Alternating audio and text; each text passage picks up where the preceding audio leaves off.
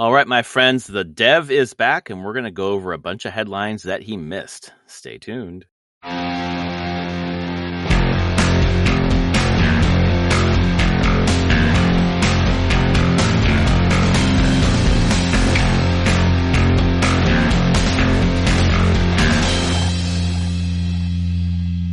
All right, my friends, welcome to episode 475 of Prof and Dev Play Games.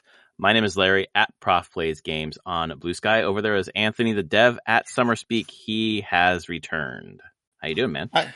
I'm doing okay. I am glad to be back. I'm glad to be chatting with you and catching up on the news. I mean, tangentially, I've heard some things here and there, but I really was fairly disconnected for two and a half weeks. Well, I'm sure most of this is going to be stuff that you probably heard some way. How could I not know about like Switch 2 pre-order stuff? Exactly. I knew about that. I also knew it was the day that I got back. It was the night that I got back as the pre-order started, and I was like, I'm going to sleep. So, and I learned about how it all went the next morning. Yep. Interesting stuff for sure. Yeah, but I know there's probably been a bunch of stuff in the past 2.5 weeks that I missed. We'll see if I've got stuff. I'm probably missing something that you know about that you'll bring up. So we'll see if at the end what I missed that you're like, you didn't bring this up. First headline, I don't know if you heard about this, but the Pope died. Oh yeah. I was there. I was in Italy. It happened. It happened on that was Monday. I was in Venice, and then Tuesday I had to go back to Rome to fly out. So I can say I was in Rome when there was no Pope. Yeah, not very often people can say that. Yeah, but actually because of how the timing worked, I was on like Wednesday morning on going to the airport whenever like the papal parade started at Vatican, and so really, I think I missed the bulk of the crowdedness and all people converging on Rome, because that would have been Wednesday to like Saturday, for the lying in state and then the funeral. So don't really think it affected what I was doing all that much. And as I told you before the show, if I hadn't seen your Blue Sky post, I probably would have gone a full like 24 plus hours before even knowing the Pope had died. It's not being broadcast anywhere. I think my wife noticed at one point in Venice on like St. Mark's Square, one of the stalls after we had gone back out at night after dinner was closed and had some signage up about the Pope passing and stuff and being closed. So yeah, that's the thing that happened. I was there. Cool. It was not me. It was not me though. No, it was JD Vance. It wasn't you. It was JD Vance, man. Yeah. Oh God. All right, so on to our first real headline. Bethesda shadow drops the Oblivion remake and calls it a remaster. So 2 levels there. What do you think? What's your reaction? I saw that. I was shocked that it shadow dropped and just came out. I don't think it's a remake. I'd go with that. It's a remaster. Yeah?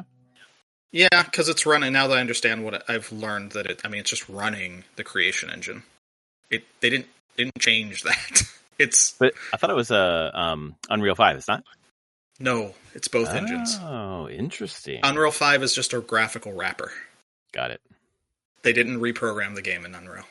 Oh, that makes a lot of sense. Although that's why it's janky as hell. That's why it's janky as hell. Yeah, because it's still the creation engine. So it has all the logic and all the weirdness of the creation engine underneath. It just has a better Unreal rendering layer. That means that it's ready for mods then. Okay. And people have already put mods to it. Okay, all right. I had no idea. I saw that. I saw that pretty quickly. I had watched over the weekend. Digital Foundry had a video on it, and they hate it so much because it has all the jank of the creation engine and some of the problems of Unreal 5 on top Oh, of it's it. just the worst of both worlds. Perfect. Kind of in some ways. It's like, oh, that's hilarious. Is it? I heard that it's only running poorly on PC. Is it running okay on Xbox, or is it just shitty I have everywhere? no clue. I have no clue. All right. Yeah, I just heard the PC could be a bit rough, although I have coworkers that are playing it and are having a blast. So Yeah, I think exactly. it is full on Bethesda jank. Which Still. some people love. Yeah, that's a thing. I will not go back to Oblivion. I'm fine. I've played it. I'm done. I know it's the worst kept. I know it's the worst kept secret in gaming, but this is a pretty massive shadow drop. It really is. I mean, we knew it was happening, but never actually knew the specifics of like, oh, it is exactly how they're going to release it like this. I'd seen stuff where it's like, oh, they're going to announce it and they're going to release it like 3 or 4 weeks later, not day. Hey, look at announce and you can buy it right now. It's expensive though, isn't it? Well, there's it's $50. Isn't there one that's a version that's really expensive? Oh, probably. They probably have. I know there's a $50 version and a $60 version. I haven't heard anything more than that, but there may be like a collector's edition or a. I know it's just 60. It's the deluxe edition that gives you horse armor.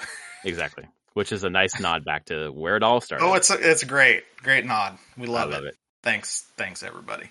Yeah, but the price never stuck out as something big. It was 50 or 60. 60, yeah. Yeah, so many people are playing it. It has a bunch of mods already. I saw today someone made a mod because it was just like they hate how brown tinted everything is. So there's a mod that already like changes the shaders to make it more vibrant and not so brown. But yeah, that is a thing that exists and happened. Everything's old is new again. Well, exactly. What a interesting year for video games. But we're not getting Elder Scrolls 6 anytime soon. No, this is like a stopgap. Like, we're going to give you this, then we're going to remaster Fallout 3. Yeah, I can see them they do the same thing with Fallout 3 pretty easily.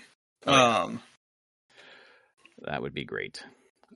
Headline number 2 is also Bethesda. Bethesda gifts the Skyblivion team Oblivion keys. Oh, that's cool. I thought I might have heard.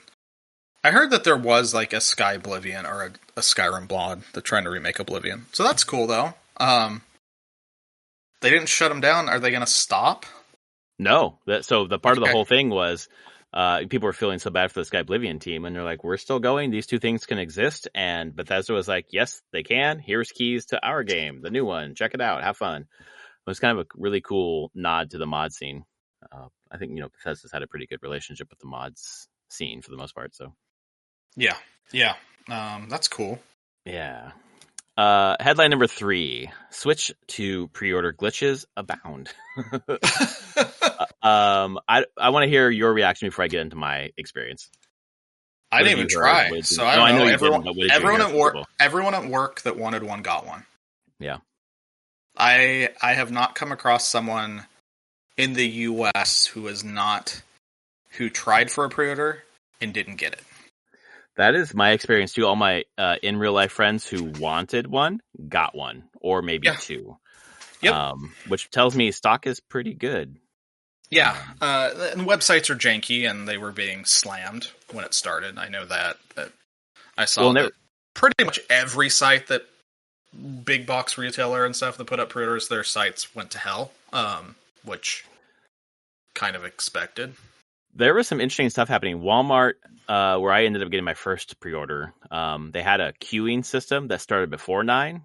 I didn't know that. No one knew that, but I happened to go to Walmart early and I got into the queue early. I was like, oh, that's weird. I didn't know there was a queue here, and that maybe helped. I'm not sure, but it took me about 40 minutes to get it in my cart, and then probably I had 10 minutes to buy it, and it took me like 7 minutes to be able to buy it because it kept like glitching out.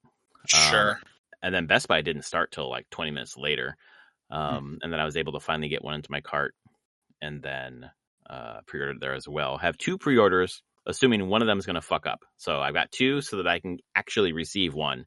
And if I receive 2, I'm going to sell it to a friend who's looking for one, whoever that is. Yeah. I don't know. At that point, whoever's looking for one. But yeah, I think for the most part, not people online, but like people that I know in real life, everyone who wanted one got one. And that tells me Oh, okay. This is mostly a successful stocking issue. I was seeing some stuff today where people were talking about just even going into physical GameStop stores and pretty easily getting, like, they had to show up the store when they opened, but the stores were pretty well like, hey, we have 50 Mario Kart bundles, 35 unbundled Switch 2s. Yep. And if you're in, that's what we're going to have. And, like, it seemed pretty clear that people were able to get those. So I think the stocking issues aren't really an issue. I think I saw the estimates are now like there's first year 6 to 8 million. Yeah, Switch is like the highest first year console sales ever. Well, that's interesting. So you've leapt to a different headline, which I'll read here, and we'll kind of go into that. Analysts predict Switch 2 will be the biggest ever console launch. Yeah. When that was announced, it was the day after Nintendo Japan basically said we had 2.2 million people express interest in the My Nintendo store. So then the analyst was like, well, I mean, that's probably 3 times that across the whole world. So 6.6 million. It's like, that's not 2.2 million people who are going to get one on launch. That's people who are expressing interest. So I'm not sure how to extrapolate that. I think first year, like, I think that as we're not seeing a lot of stock issues, I just think there's a lot. They've been able to make a lot. So one of the things that's always held back being selling the most consoles in the first year is actual just limited stock and production. I don't think Nintendo's going to have to worry about that so much. And I think they'll sell every one that they make.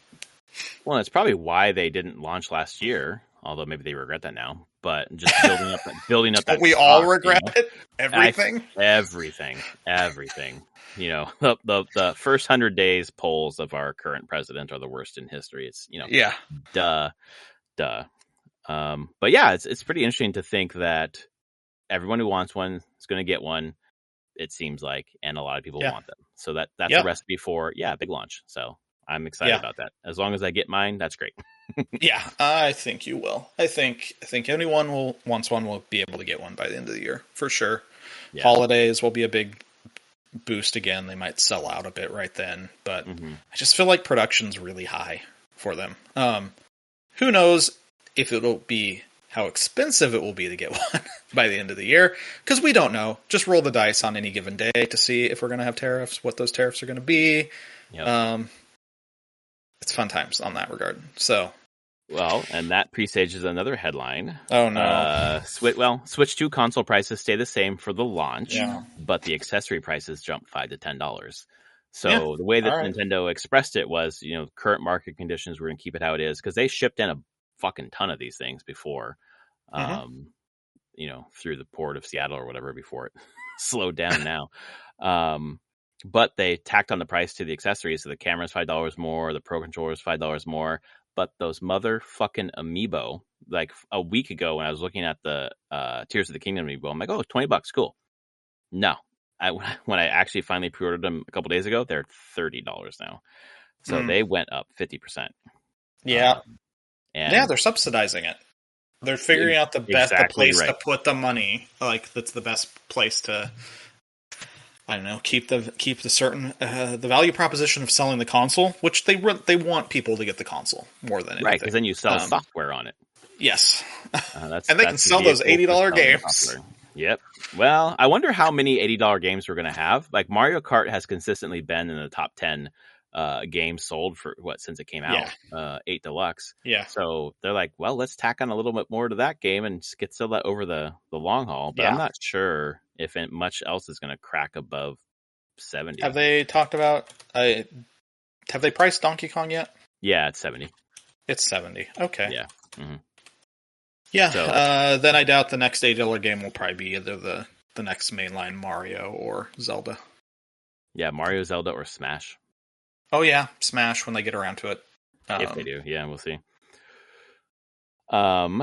Speaking of Switch games, another headline. I don't know if you've heard about. We talked about this briefly before, but the many third-party developers are opting for game keycards on Switch 2.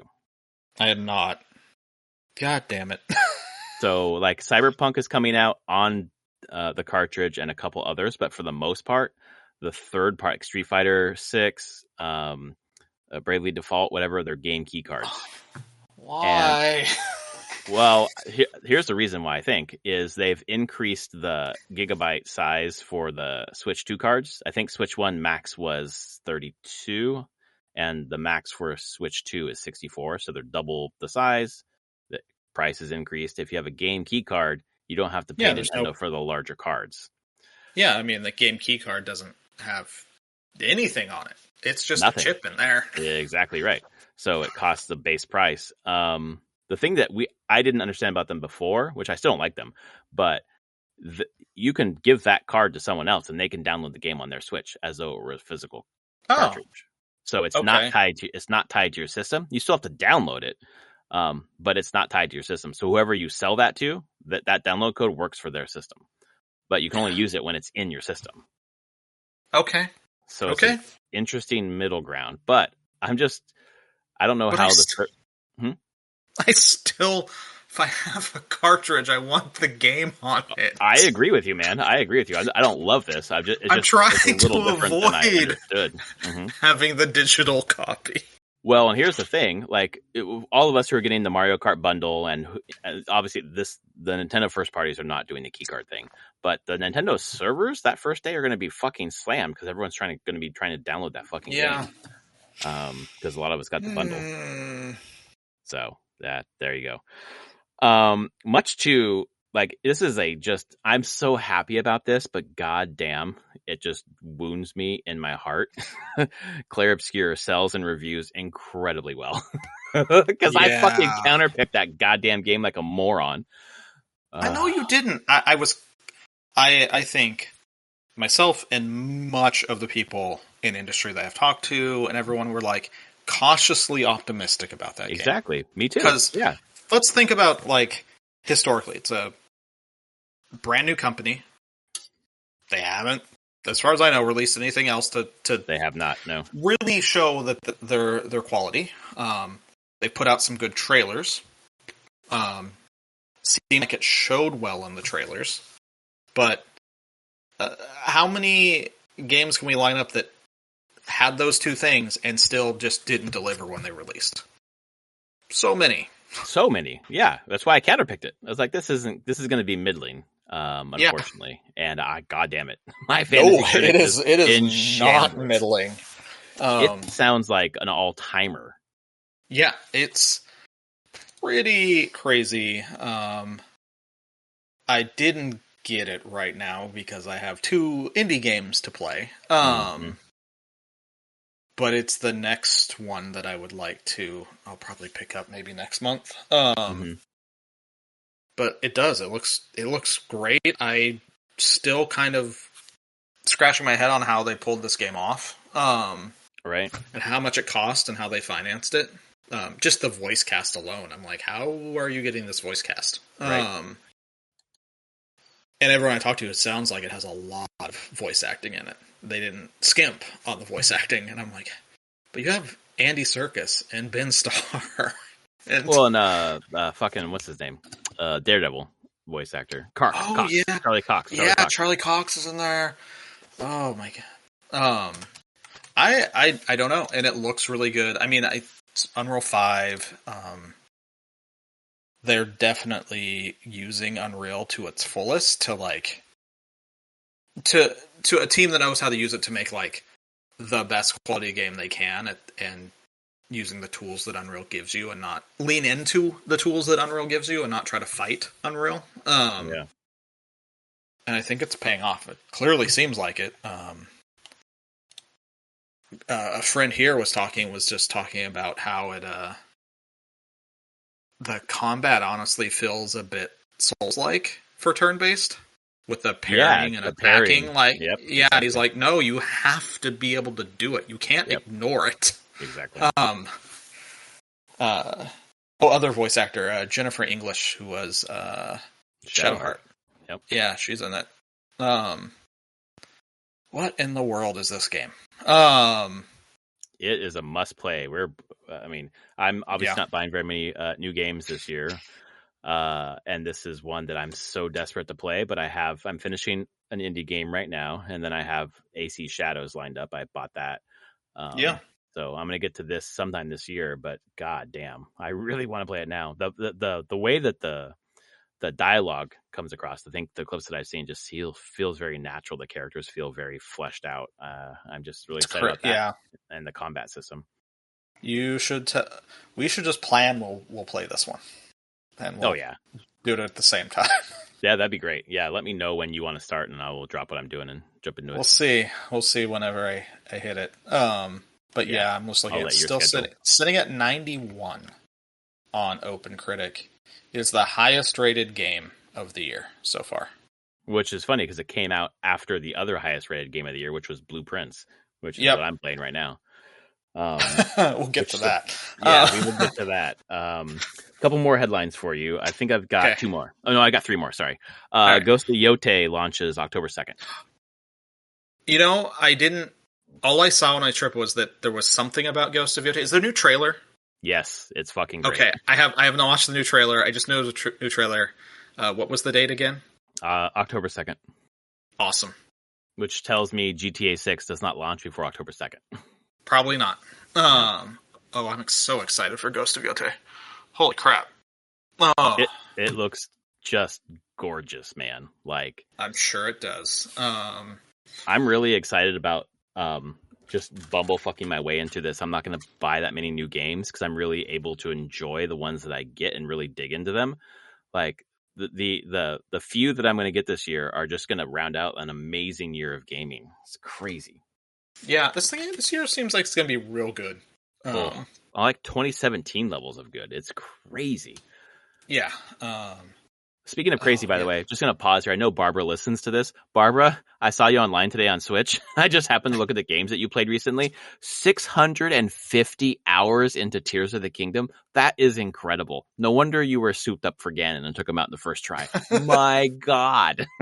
I want to see their show me their vehicle creations and buildings. How wild those are. Yeah, exactly. Yeah. I'll have to show you. At 600 plus hours, you have to have made some really cool stuff. Like a fucking mech, right? Like meching around the world.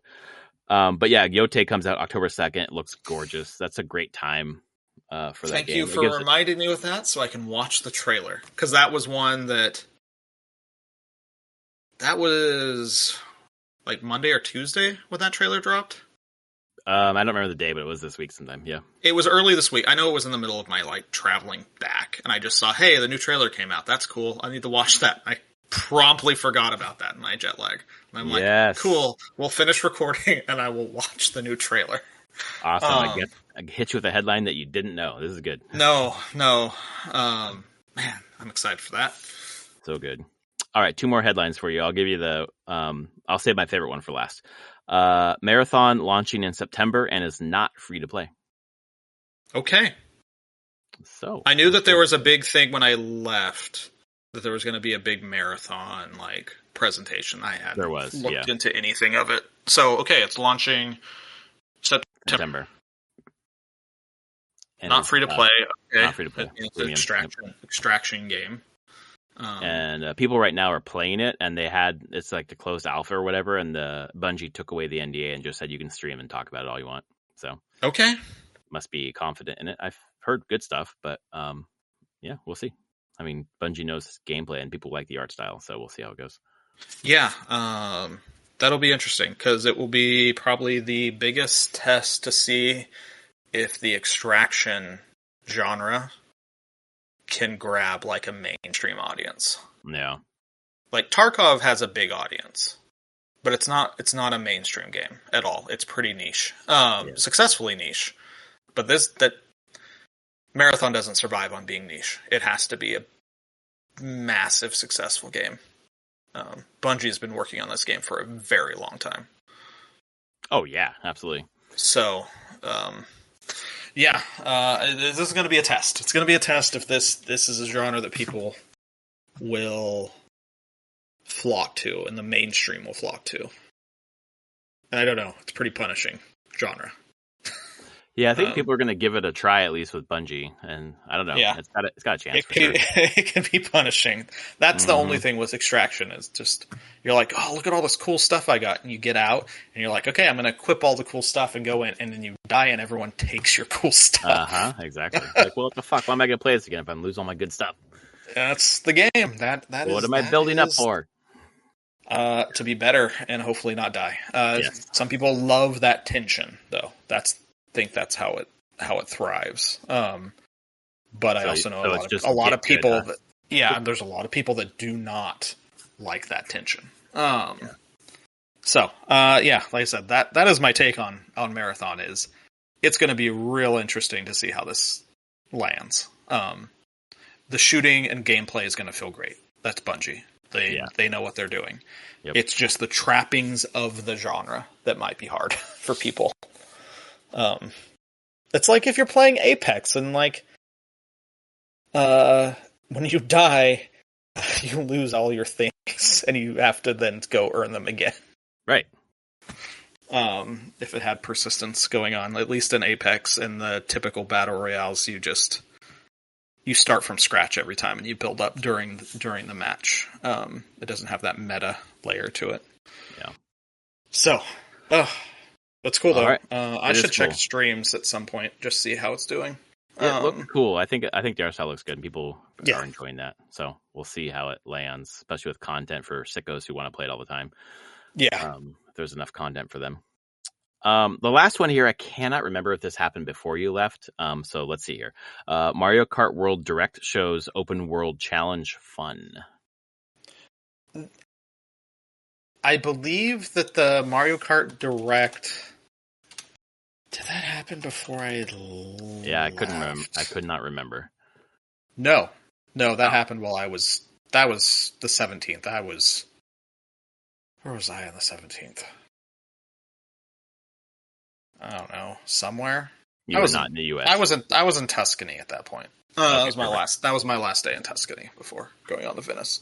Well, if you didn't see it, the free roam mode, basically, there are P switches all over the place, and there are like exclamation mark panels, and there are coins to get. So there's just like a lot of open world challenges. Like you hit the P switch, and you got to do a bunch of different things to complete the challenge that kind of key into the different like grinding the rails or whatever the racing skills that you need. So it could either be interesting and fun or completely boring filler. And I don't know which one is going to be. I choose to believe that Nintendo knows how to make this fun and it's going to be a good time, but we'll see. The only thing that I've seen on videos that I've watched on Mario Kart since being back is Digital Foundry talked about playing it in person. And they were just gushing about it. Awesome. That's so great to hear. They loved it. They're like, this is a system seller. So it looked amazing. It ran amazing. Had tons of content, fun stuff to explore and find. So, that's great. That's what they praised it. That's what the free roam looks like. And just the amount of characters and like, it looks like it's something that I know it's an $8 price point, but thinking about it, like that is a lot, and I think it's too much, whatever. But over the 8 years I'm going to be playing my Switch 2, like $10 a year to play this kind of game, I'm just breaking it down in my head. Like it's worthwhile to purchase it day of, on launch. We are in my house so fucking excited. But we bought tickets. Every year we do a Father's Day thing where I take my daughter away and we go stay in a hotel or whatever and swim, play games. But I bought tickets to IGN Live this year, so we're going to LA, and IGN Live is like the 7th and 8th. So it's like, if it doesn't show up day of, we won't have the Switch 2. We'll be gone. So we'll be coming home to the Switch 2 and have, hopefully going home to it. But yeah, those are my headlines, man. That's all right. The things that I thought were the most interesting while you were gone. Anything I missed that you know of? I don't think so. I think Baldur's Gate 3 had a patch. Oh shit! Yes, that's right. The final patch with the new character classes. Final in quotes. Final V2. Really final quote. I think they said they're done. There's nothing else after this, right? They said they were done a while ago. And they've kept on putting out content. Okay. So I assume this is it, though. Yeah. Because I feel like this is the last of the stuff that they probably were working on for the expansion they decided not to do. Right. So, but yeah, I saw that update on Steam when I got home. And I was like, oh, it's a 3 gigabyte update. I guess that came out. Now do I need to play that again? Probably at some point. I was waiting for this to play again. To play. Yeah. Yeah, so you can actually get real credits this time? Yes, exactly. No, you got real credits. I did. You just got the painful credits. I did. I got the worst possible ending, which makes sense. But that's my canon Gale ending. He just blows everything up. Yeah. I mean, why not?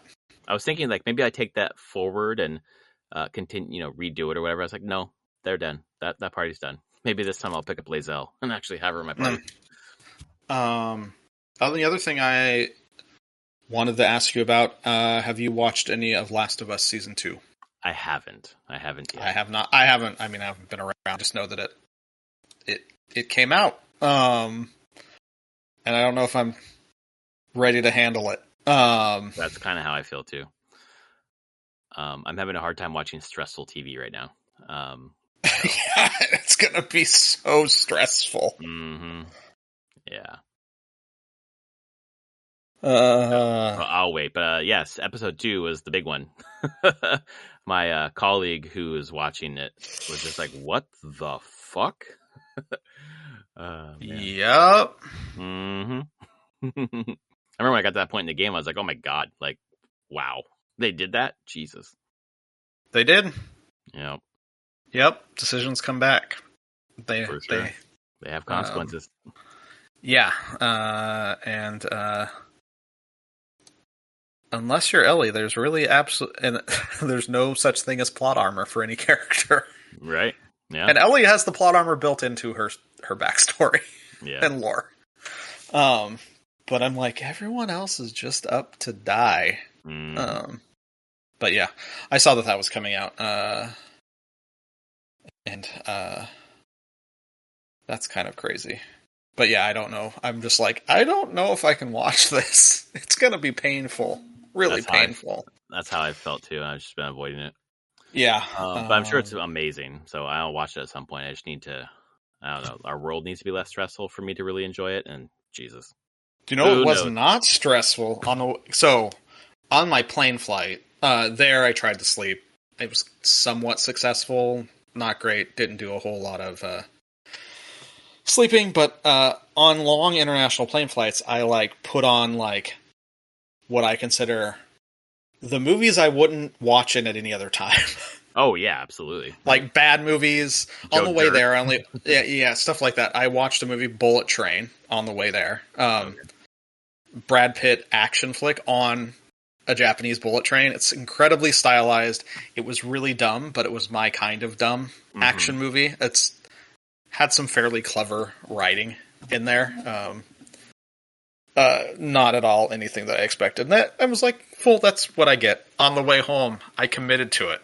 And I watched all 3 Sonic movies. Oh my god. I would not call them good, but they're not bad. I mean, I don't know. We watched the first one at home. Bad, it was okay. First one was okay. I found parts incredibly cringy. Other parts, I laughed a couple times. I feel like they got better as they went on. The second one is long. It definitely could have had a half an hour cut out of it. Okay. I was just like, stop. I haven't seen that one. I just saw the first one. But Idris Elba as Knuckles is the best thing ever. Oh, holy so good. Shit! I that's love the third that. one, right? I love no, that's second. Knuckles is in 2, and then 3 is Shadow, and Shadow is Keanu Reeves. Oh, that's right. It was Keanu Reeves, and Shadow is John Wick. Wow. It just feels that way. You're just like, yep, okay. I'm seeing John Wick. Keanu Reeves playing doing the voice of John Wick as a hedgehog. Right. That's okay. Really cool. And Jim Carrey just being insane. At this point, I'm just like, you just give him money. This is his thing. He doesn't do anything else. You just give him a bunch of money to do this. Yeah. Yeah. Well, he retired from acting, right? And he came back for this, basically. I don't know. I don't know. I think that's the story. Yeah, it's pretty interesting. But it is. They're incredibly dumb movies, but that was a good way to pass some time. I'll say that. That's cool. Yes, that was my 6.5 hours of part of my flight was just we're doing this, committing to it. But that's what I do on long flights. I just choose movies and just go and see what I get. Well, aside from watching movies on long flights, did you play your Anbernic? I did. I played some going there. I played a lot on trains and in the hotel, and I was playing Front Mission 3. Oh, wow. Which I haven't touched since 2000 when it came out. 99, 2000. Which is tactical mecha game. My God, is the story dumb as rocks. Oh. And it's not what I'm like. Remember, I'm like, this is the most idiotic story ever. I'm still playing it, but I'm not playing it for this story. Yeah. Holy crap. The whole thing starts with two doofuses who have no real military training, stealing giant robots and going to work for the North America faction. Oh, perfect. In Japan. And just uncovering some weird-ass conspiracy while this other person chases around his adopted sister, who was a scientist for whatever this conspiracy going on is. It's really weird. It's not presented very well. The gameplay is really good. But boy, did I have blocked out in my mind how bad the story was. I feel like we were at least I'll speak for myself, a little more tolerant of bad stories early on in life until I experienced really good stories, and I was like, I can't handle bad stories anymore. Yeah, I can handle it, but it's also just what? I'm like, this is the loosest level of story to get from mission to mission, basically, is what they're doing. Yeah, it's real dumb. But yeah, other than that, that was a fine one to revisit. I was probably about 20 hours into it. I don't know how long it is. Not using a guide, I was just playing. Yeah. How's the handheld? Oh, I love it. It's great. Yeah. Awesome. Works great. Battery life's good. To me, it fits in my hand just fine for what I'm doing.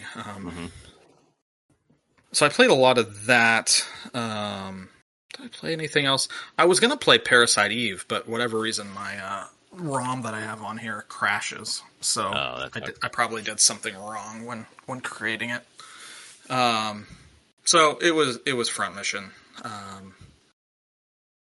For the most part. And then maybe a couple hours. Oh, no, I did a couple hours coming back with Chrono Cross. Oh, nice.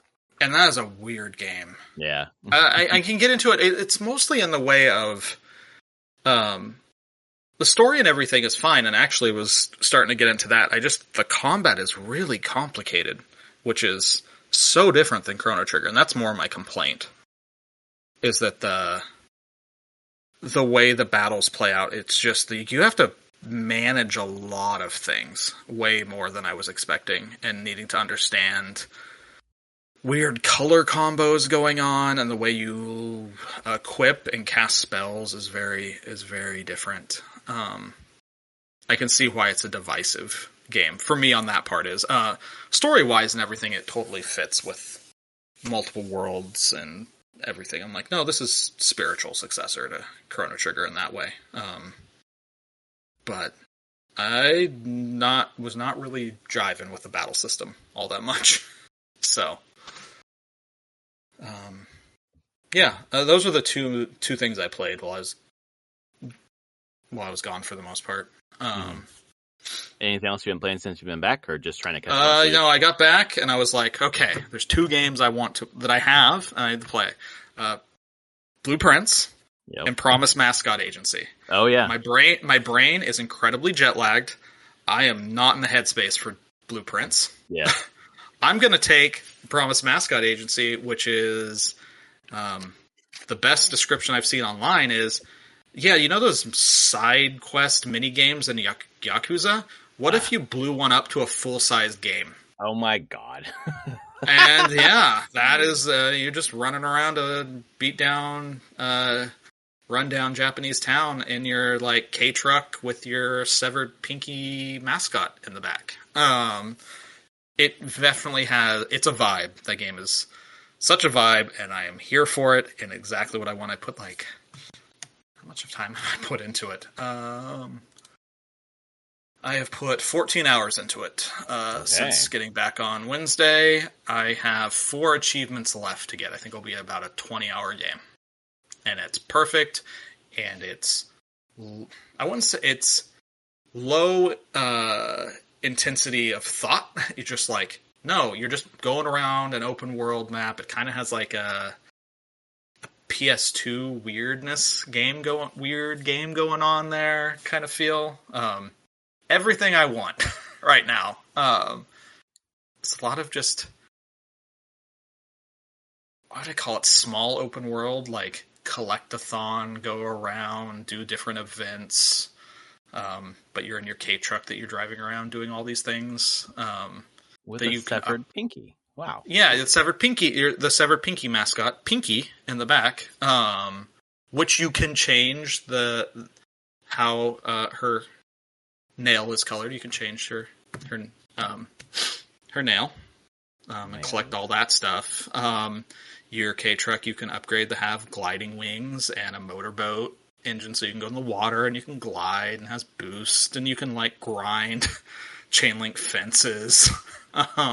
This looks weird as shit, dude. It is weird as shit, and I love it so much. It is hilarious. Yeah, it's the second game by the people that did Paradise Killer. Which also a vibe. It's one of those games when you play it and you're like, yeah, they had a vision and they're going to make it. This is a voice. It definitely has a voice. And they're okay if you don't really vibe with that voice. Right. But it's made for me and I'm enjoying it. I appreciate this. Like, there's so many games coming out every fucking day. Like, yeah, make something fucking weird. Follow your bliss. Man. Yeah. It is it's a weird game. I love it. I'm going to finish it probably tonight or tomorrow. And then I will get to Blueprints. Because I think I'll finally be back to in a mental state where I can start playing that game. Yeah. We can pay attention to all the little fucking details. Yeah. But you played the demo last year, right? I played for IGF. It was the whole game I put in quotes because I think it was still an alpha build of the game. It just wasn't locked how the demo was locked. You could go further than the demo. I didn't go much further than the demo just for time reasoning. And I touched it one other point when they did an update and put another started again and did 10 hours just to see it, and I was like, yeah, this is really good, and then stopped. And was like, I'm going to wait till it releases. And now it's released, and I want to dive in. I bought a notebook in Venice at a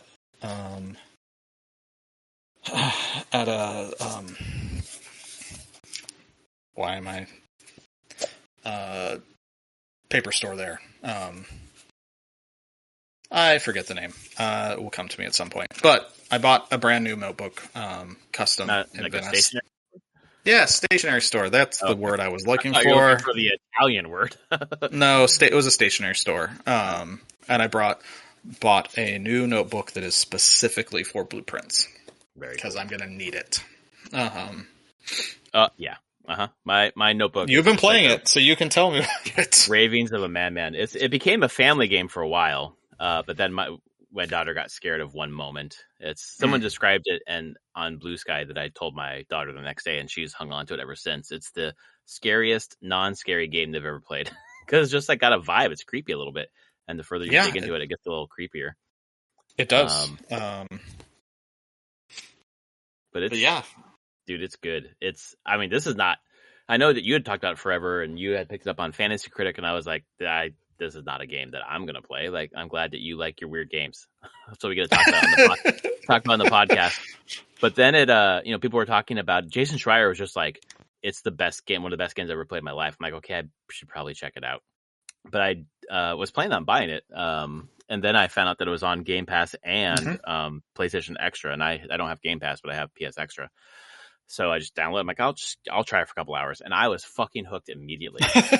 And my wife was sitting next on the couch with me, and then my daughter was, and we started getting into the puzzles together. For anyone who hasn't played it, you're drafting three rooms basically. Every time you're in a mansion, the conceit is if you can get to room 46, you get to inherit the mansion. And every room has most rooms have doorways off of them. And when you open the doorway, if you can open it, you have 3 rooms, and then you choose which room, and you're trying to fill this grid, 5 by 8 or whatever it is. And trying to get to room 46. But along the way, they're like, it's not a straightforward pathway. No. And if you do things on certain sides of the house, different opportunities open up, and you can open up permanent upgrades. And you really, you have to go other places to get to room 46. I don't want to say too much because I don't know how far you got in the demo, or whatever, the 10 hours that you played. But yeah, no, I got far enough to get the elevator to the lower area, but I didn't ever get the key to get through it. Yeah. Like, that's where I stopped. I was like, okay, that's where I'm at. But I mean, I do know about the permanent upgrades. Like, I wanted to ask, like, how long was it before you did the garage? I probably did open the garage. So I played 17 hours, and I probably unlocked the garage and on the west side to get out to the thing. Yeah, to that. Probably 8 or 9 hours. Okay.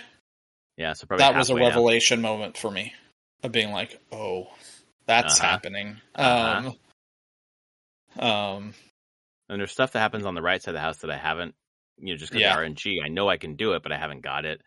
There's so much, like the art puzzle in each room. I don't know if you've oh no, I did notice that. I just haven't ever. Again, without a notebook, I did know that there was like the remove a letter thing. And I just, I'm like, I saw it, I understood that it existed, I just didn't know what it was for, basically. I never actually figured out what, I'm like, cool, there's this thing going on. And I won't tell you what it is. I need to know this. I won't tell you what it is, but I eventually, when the thing that scared my daughter was, I don't know if you ever got to the rumpus room where you kind of talk to the fortune-telling machine. Oh, yeah. Okay, that scared my daughter. But the first video was basically, it said a thing, and I was like, well, that's fucking weird. So the next morning, we were at the breakfast table, and I just recited what the thing said. And as I was reciting it, my daughter said, wait a second.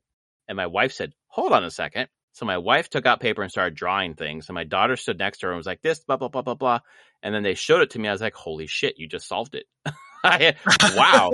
Okay. And then I just started to do the thing you need to do with that information and started filling that out. And I was like, oh, so then I have that thing, which I won't say what it is, but I have that thing and I don't know what to do with that thing.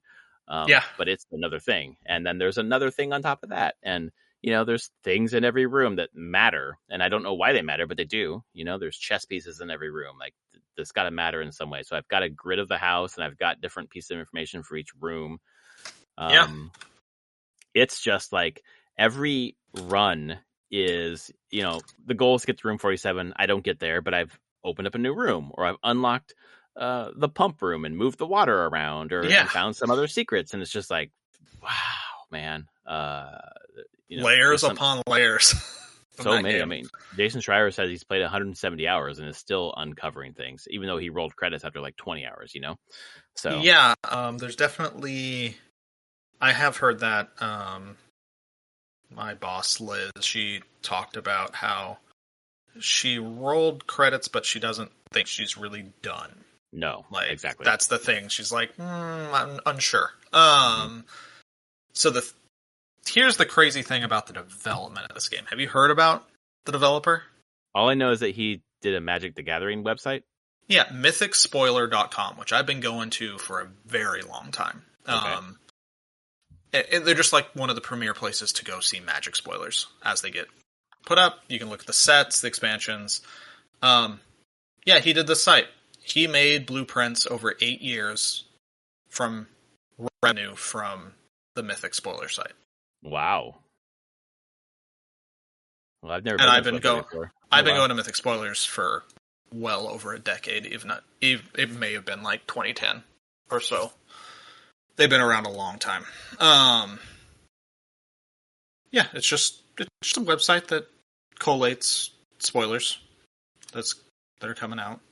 It's got a ton of magic cards on the front page. Yeah, that's what it is. And they're just like, here's Tarkir Dragonstorm's out. Here's all the set.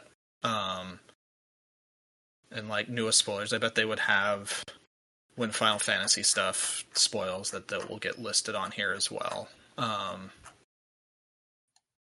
But that's the site. And then he was like, here, I'm gonna make this puzzle game, I guess. Just in the background, huh? That's crazy. I guess, and comes out and is like such an incredibly highly rated game. Oh, people are in love with it, man. But and I can see why. Years. I am drawn to it every night. Like I have, I picked up, found a cheap copy of Shadows, and I was like, this is what I want to play next. This sounds like I'm really gonna like it. But I have not started. I've had it for a week now. Haven't started it because I want to roll credits on Blueprints. I don't think I'll play past that. I think I'll probably watch what's past that on videos or whatever. But like every night is just a little bit more. Like I can't wait till to jump back on tonight and make a little bit more progress. I just like, it's so hilarious because when you were talking about last year, I was like, okay, yeah, it's a game Anthony likes. This is great, cool. Probably not for me. And now I'm just like, oh my god, this is going to be in my top 5 games of the year. I nominated it for best design in IGF. Holy shit, man! It absolutely deserves it. Yeah, I'm saying it's really good. The late game RNG, like people do complain about it, and I can see why. Like I know what I need to do, and I can't draw the cards, or if I do, I don't have the keys, or whatever. Like nothing is lining up perfectly, but eventually I will get there. Yeah, I mean that's pretty typical of a roguelike, right? Yeah, in some ways like that. I'm curious if there's more ways to like shape your run a little bit better each time, and like there are. So I've been able to shape my run more as I continue on. So, but yeah, I don't know. I think that will be something I start this week. I have my notebook, and I'll sit down, and I will start the process. Although maybe I'll do a Miro board. I don't know. Do a what? Miro. It's an online like whiteboard. My work uses it, so I can just create one, and it may work easier to just like screenshot things and paste them into the. That's what I've done is I would have a bigger journal if I didn't screenshot literally everything. And I just download the photos from the PS5 app, and I just have a shit ton of fucking Blueprints photos among my, Apple that's funny. Photos, That's funny. Oh, it's been so long since there's been a game like this. It's great, so good. What a surprise. What a surprise. Well, that's cool. Man, I'm so happy to be back and I can play that. Yeah, man. Yeah. Oh, so cool. But that's all I've been playing. I've been playing Final Fantasy 3, but that's for the other RPG Backlog podcast. It is. I don't know if you've played 3. I played the DS version. Okay. That's the 3D kind of one. Yeah. Yeah, this is the first time that this version has been able to be played in the US, legally, I guess, whatever. Yeah. It's very straightforward. Like, it's like, I don't know, it's incredibly straightforward. I'm really surprised. But whatever, it's fine. It's still fun. But yeah, that's it. I really have just been playing Blueprints or honestly working and fucking just going to bed. So tired lately. Yeah. I mean, I guess that's the thing I haven't mentioned on the podcast. You mentioned Final Fantasy 3. I'm looking online. I'm like, oh yeah, I saw that a mono piece of art. Oh shit, that's right. So that was a thing. I did not know this existed until we got to Italy. We were in Rome for a few days. I was at Termini, the main train station in Rome, and we were waiting for our train. And the best way I can describe it there is that they have ad pillars like the Mass Effect ad pillars. on the Citadel. Like okay. there's these pillars that are kind of in the walkways. They're not super tall, maybe like 6 or 7 feet, but they basically are curved LCD, and they have images that don't rotate, but they transition to different ends. And one of them popped up, and I just briefly saw it and was like, that's a mono art. Why am I seeing a mono art on this pillar? And I just saw a date that said like it was like 3:25 to 10:25, and I was like, that's weird. But I have to catch a train. And it didn't come back around on rotation before I had to head to the platform. But over the week I was in Florence. I was in Tuscany, and I was like, what is this? Like, what is going on? Why did I see a mono there? And I started digging in, and I learned that last November, there was, this is a weird thing, in Lucca, which is in, like, North Tuscany, is the biggest board gaming and comics convention, second biggest in the world, biggest in Europe. Oh, wow. And Amano was there, and they like kickstarted a whole exhibition there at the Lucca Comics and Games Festival, and had like an expo there and in Milan after, and it had moved to Rome at the Museum of Rome, where I had literally 5 minutes from that. I walked by it whenever we were going to Vatican City, walking there. And I just had no clue this existed there. And I looked it all up, and it's like, oh no, it's there, and it still exists. And I just asked my family, I'm like, okay, we have one more night in Rome. We're going to get back in Rome at 3:30. If I book tickets for this exhibition at 5:30, are you okay if we go? And they're like, sure, this is your thing. Enjoy. And so I spent like an hour and a half at like this. It has like close to 200 pieces of Amano art through his entire career. I just got to stare at them, and like the biggest room was, of course, the Final Fantasy room. There was his art from every Final Fantasy, because he's at least done the logo of every Final Fantasy, and he's at least done, it seems like, at least 1 or 2 pieces of concept art, even for the latest ones. Right. It was so cool to just walk through. My God. I'm so jealous that you went to Italy. I love Italy, but man, when I saw that, I was like, holy shit, man. How do I go to Italy? And I'm in Italy, and I see it's his biggest expo ever in Europe. That's crazy, man. It's there when you're there. Like, what the fuck? What? Yeah, I didn't even know this thing existed until just seeing a little ad in the train station and having to look it up. But I picked up the art book from it, and it's really, really cool. Dude is just, like, iconic in his art. And stuff that I didn't know. I'm like, of course I knew the Final Fantasy stuff. And I know that he was the artist for Vampire Hunter D originally and everything. But I had no clue that he did... What was it that was weird to me? He did a lot of comic covers.